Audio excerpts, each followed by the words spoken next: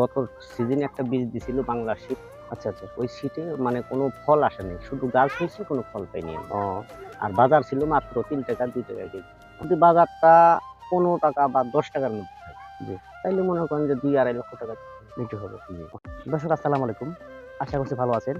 আমরা এই মুহূর্তে অবস্থান করছিলাম পঞ্চগড় জেলার দেবীগঞ্জ উপজেলায় আব্দুল মফিজ সাহেবের ক্ষেতে।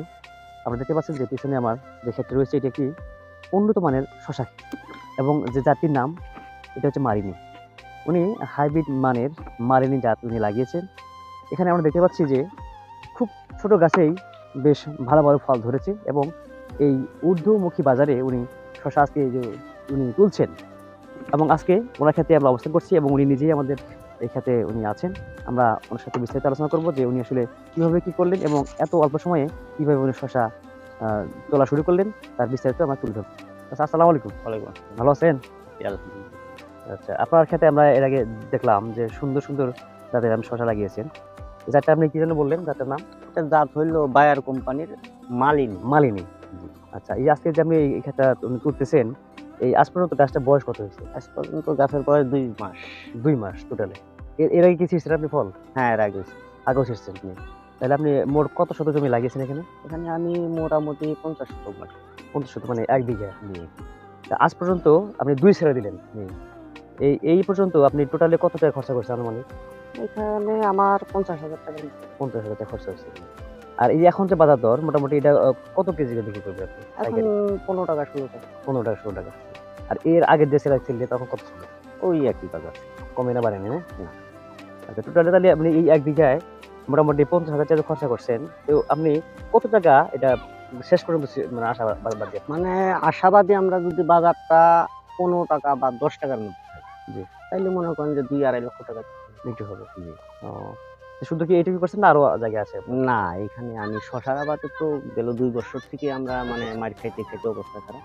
এজন্য ও, এবার এই ৫০ এর আগে ২ বছর লাভ করতে পারেননি। ২ বছরে আমি নিম্নত ৳২-২.৫ লক্ষ গেছে। এই ঘাটতি হওয়ার কারণ মূলত বাজার।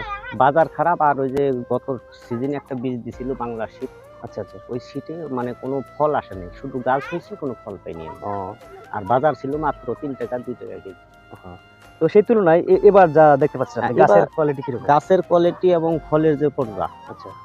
এইভাবেই যদি ফল টেকে বা আসে, হুম। তাইলে হয়তো আমরা অনেক লাভবান হতে পারি। ও, তাহলে এই যে আপনি ২ সেরা দিলেন অলরেডি। তো এটা গাছ মানে বয়স হওয়া পর্যন্ত কতবার সেরা দেওয়া যায়? এটা আপনার ১ মাসের নিম্নত মনে করেন আপনি ৮ টা ছিঁড়া দিতে পারেন। ৮ টা সেরা দিতে হয়। মানে ২ দিন পর, হুম। যখন ফুল সবসময় নামে আসবে ২ দিন পর, পর ছিটতে হবে।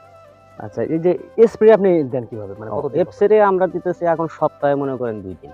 সপ্তাহে ২ দিন দিতে হয়। সপ্তাহে ২ দিন। আর এই যে ১ বিঘায় আপনি স্প্রে দিতে কত টাকা খরচা হয়? তো মনে করেন যে অতি এফসেরেতে মনে করেন যে ৳৭০০-৮০০ যায়। যায়। একটা এফসেরেতে ও, তার মানে স্প্রে দিতে হয় আপনার সপ্তাহে ২ বার। ২ বার। আর সেচ কার্য আপনি কদিন পর দেন? সেচ কার্য এটা হলো আপনার এই যে তাপমাত্রার উপর।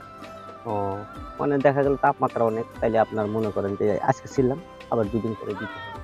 আচ্ছা। আর এই যে মানে এই যে স্প্রে যে দেন, এই রোগগুলো কি, কি ধরনের রোগ হয়? এই এটা হলো গাছগুলো? ওই যে সুলসুলি পোকা হয়, মাকড়নাশক হয়, ও, ছিদ্রকারী পোকা হয় এবং এই যে খেতে পাতায় যেন ব্লাট না আসে, এটার জন্য দিতে হয়। তো আপাতত যে ২ তুলা যে তুললেন, তো তাতে করে এই ৫০ শতকের মধ্যে আপনি কয় বস্তা করে হয়? মানে কয় মণ করে তুলতে পারতেছেন? না, এটা আসলে ১ম অবস্থায় না হয় না বেশি। ১ম অবস্থায় আমরা ওই যে গড়ে ২-১ টা ফল আসে, বীজ ফল এগুলা ছিঁড়ে না দিলে উপরের ফলগুলো আটক হয় না। ও, এইজন্যই এগুলা আমরা ছিঁড়ি।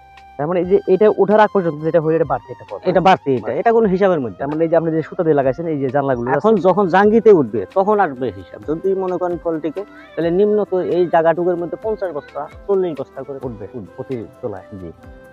তার মানে আপনি এবার বেশ আশাবাদী যে যেটা হচ্ছে হ্যাঁ, আগের আপনাদের তুলনায় দোয়ায় আমাদের আশাবাদী আছি যে গেল ২ বছরের যে ঘাটতিটা খাইছি, যেন দোয়া রাখবেন যেন আমরা এটা তো এই যে জাতটা আপনি লাগাইছেন তাতে ওই গতবার যে লাগাইছেন তার সাথে উন্নত।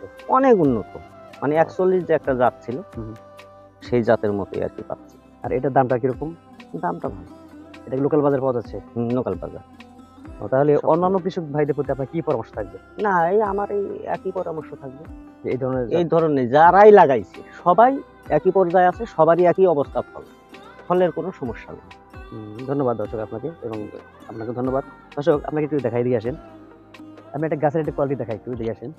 যে এই গাছগুলো দেখেন একদম সবুজ ভরপুর, এখানে কোনো হলুদ অংশ নেই, সবুজের সমারোহ। এটা কিন্তু পানি গেলে এটা উপরে উঠবে এবং ফলটা আরো বেগবান হবে, বেশি হবে।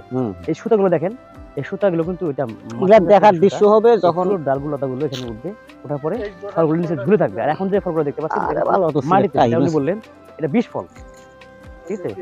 তো দর্শক, আপনারা দিনু, কিন্তু এই পরামর্শ ছাড়া দিনু। কোনো আবাদ করবেন না, এবং যে কোনো পরামর্শ পেতে গেলে আপনারা কৃষি হেল্পলাইন লাইন আছে এবং খুঁজতে যিনি খুঁজতে অভিজ্ঞ যান কৃষক, শেষ পাল আপনারা পাকা তার করে। মধ্যে পরামর্শ নিয়ে আপনারা এই ধরনের আবাদ করবেন, নাহলে কিন্তু লোকসান হওয়ার সম্ভাবনা বেশি থাকবে। দর্শক, আমরা বিদায় নিচ্ছি, ভালো থাকবেন। আসসালামু আলাইকুম ওয়া রাহমাতুল্লাহি ওয়া বারাকাতুহু।